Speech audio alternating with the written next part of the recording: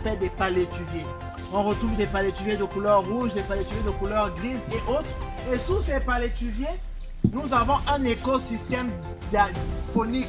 Donc en particulier les crabes. Détruire ces arbres-là, détruire cet écosystème, nous allons perdre des crabes, nous allons perdre des crevettes, tous ces crustacés-là.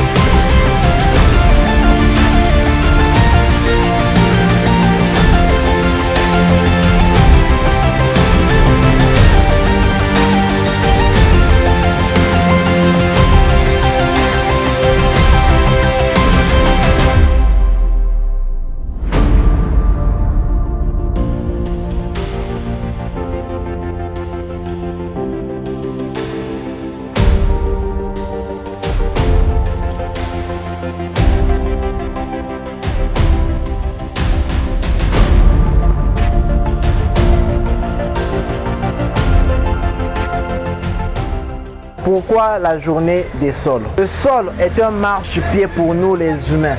Le sol est un lieu où tous les aliments du monde y proviennent.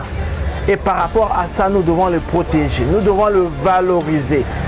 En faisant quoi? En évitant de le polluer, en évitant de les détruire à travers nos déchets, comme les piles. En jetant la pile à un endroit, on ne peut plus faire l'agriculture à cet endroit. Il ne peut plus avoir reproduction des animaux à cet endroit. Il ne peut plus avoir reproduction des végétaux à cet endroit. Et la terre aujourd'hui présente 95% des sources alimentaires au monde. Plus de 95% des sources alimentaires proviennent de la terre. D'où nous devons la protéger. Nous devons la protéger contre les érosions, qui sont des phénomènes dus au changement climatique en plantant les arbres. Nous devons planter des arbres dans les endroits érosifs. Nous devons planter des plantes qui sont en racines pour protéger la terre, qui ne puisse pas subir des érosions face au changement climatique.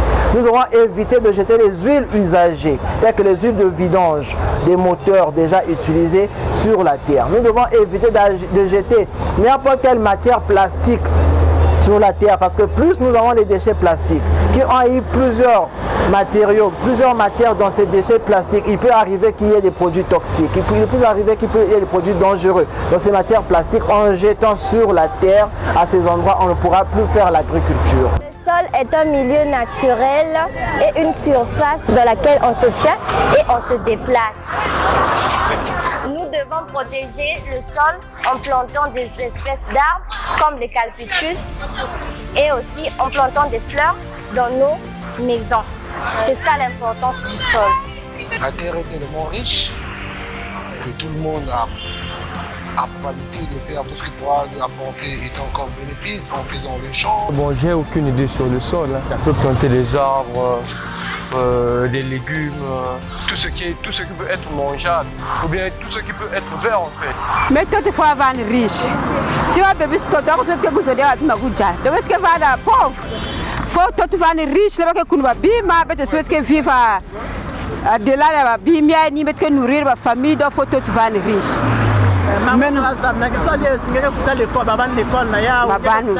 Mais oui, bien sûr, vous avez foutu à l'école, vous avez foutu à l'école, déjà vous avez foutu à quiz.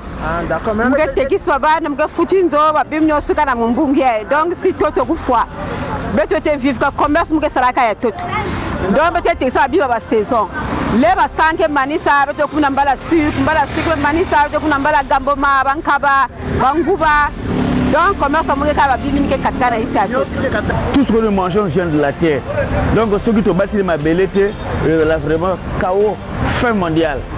Bon, on a un problème concernant les sachets. Sachets sont saturés de bellette. On n'a pas si peu pour cultiver. Au moins, sachets matière non biodégradable. Ce que tu as dans ma bellette est où mais là. Comptez d'aujourd'hui, ne jetez plus les plastiques par terre, ne jetez plus les sachets par terre, ne jetez plus les déchets par terre. Ayez des bacs poubelles dans vos parcelles. Je ne dis pas dans la rue, mais dans les parcelles.